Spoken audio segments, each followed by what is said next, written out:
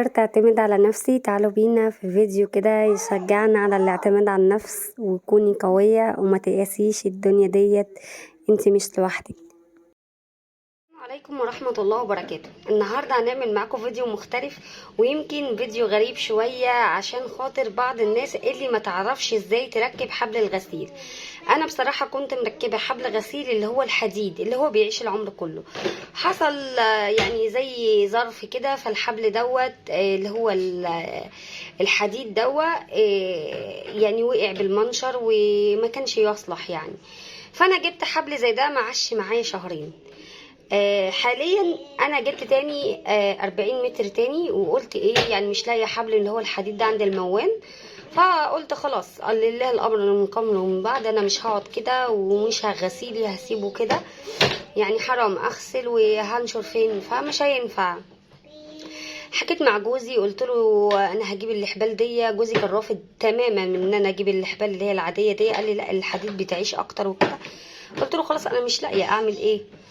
المهم استسلمنا للموضوع وقررت ان انا هجيب الحبال اللي احنا اتعودنا عليها القديمه دي. وتعالوا بينا نركبها للناس اللي ما بتعرفش تركب الحبال دي بطريقه عبقريه، بحيث انها تعيش معاكي فتره اكبر بعد الخبره بتاعتي. تعالوا بينا نشوف هنركبها ازاي. طبعا قررت ادخل البلكونه بالليل بحيث ان انا اعرف اصور والناس نايمه، يعني الشارع كله عندي نايم. يلا بينا بقى نفك مكان الحبال القديمة دي ونبدأ من جديد. معنا المقص كده، ابتدي ان انا يا لهوي بقى لهم سنين ما تفكوش. ايوه ادي اول واحد. طبعا كنت مركباهم بطريقة غلط خالص، لف ما يدور كده. انا خايفة اقع، بيجيلي دوخة من الاماكن العالية. الحمد لله اتفك بسهولة. كنت فاكرة هاخد وقت. خلي ده زي ما هو عشان نحجز بيه.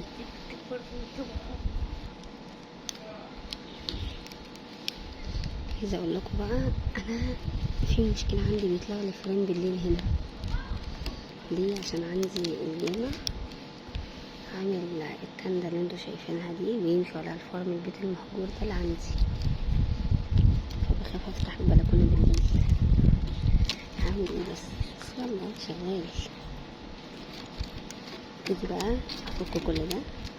تمام، هسيب الحتة الاولانية دي عشان احجز بيها، لان انا عند المنجر مش مخرم.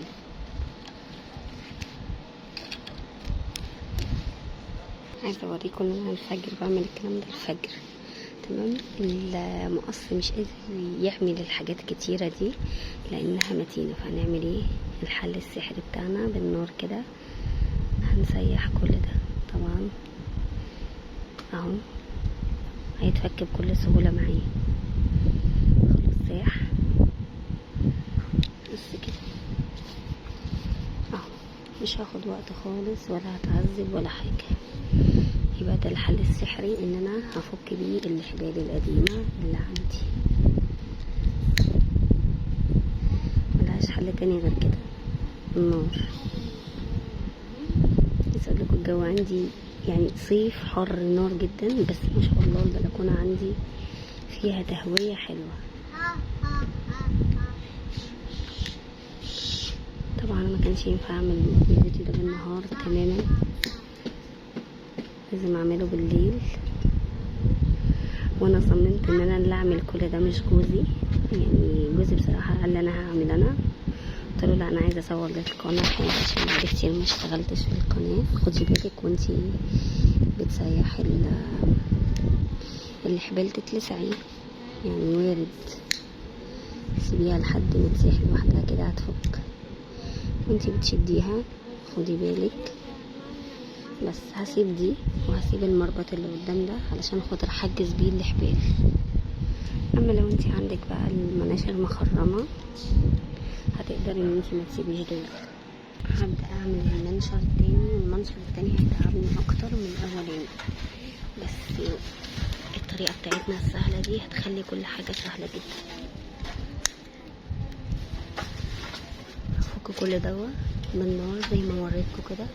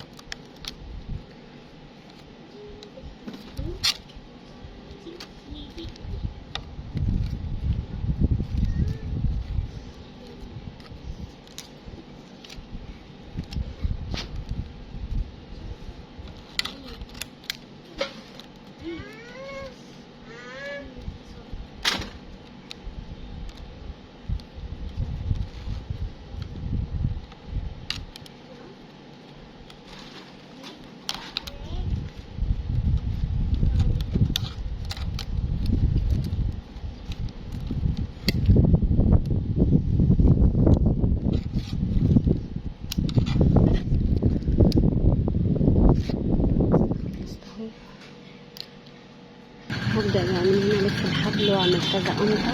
طبعا انا بصور بايدي بعمل بايدي، هوريكم هلف كذا لفة واربطها وبعدين اسيحها بالنار عشان تجمد معايا وعشقها في القديم ده برضو. قلت اول غرزة اهوت وشبكتها من هنا وبعدين حرقتها من هنا وعرضتها خليتها عريضة بحيث انها تستحمل معايا. ابتدي الف الحبال كلها داير ما يدور عكس عكاز زجزاج، وهختم بنفس الختمة اللي انا عملتها في الغرزة الاولى. بصوا يا جماعة انا ركبت اول واحد اهو تمام. هوريكم حاجة ركبته كده زي ما انتم شايفين، فخدت كذا دايره. حاولت ان انا اعمل رايح جاي زجزاج، فمش هينفع ليه، هيبقى واحد طالع وواحد نازل، هيبقى واحد طالع واحد نازل زي ما انتم شايفين. فانا هعمل كل حبل بربطته تمام عشان يبقى مشدود معايا كده مش مرهل كده. حتى الناس اللي هتقولي طب القوط تتكي عليه في الشده، حتى مهما اتك هيبقى مرهل، فلازم كل واحد بربطته. الحمد لله عملنا اول حبل. بصوا كده مشدود وحلو ولضمنا تمام بقى حلو. نعمل التاني والتالت. لضمت اللضمة التانية كده واتأكدت منها انها متينة. ابتدي ان انا اعمل الحبل التاني واخد المقاس كويس، احاول اخد مقاسي واشده جامد واسيب نص المسافة كده بالطول عشان اقدر الفها واتحكم فيها. الحمد لله قدرنا نعمل 3 احبال مشدودين كاملين زي ما انتم شايفين. بسم الله ما شاء الله. يعني انا لما بعمل حاجه انجاز في حياتي ببقى فرحانه بيها. هنكمل بقى يا جماعه. بصوا انا عملت الربطه على قد ما اقدر وحرقت بالولاعه عشان اثبت الربطه اهي زي ما انتم شايفين. النور قطع بس انا خلصت الاحبال كلها. بصوا خلصتها الحمد لله. التليفون عايز يشحن، النور قطع كده. اكون ركبتها كلها بكل سهولة. اتمنى الفيديو ده يكون فيه افادة يا جماعة.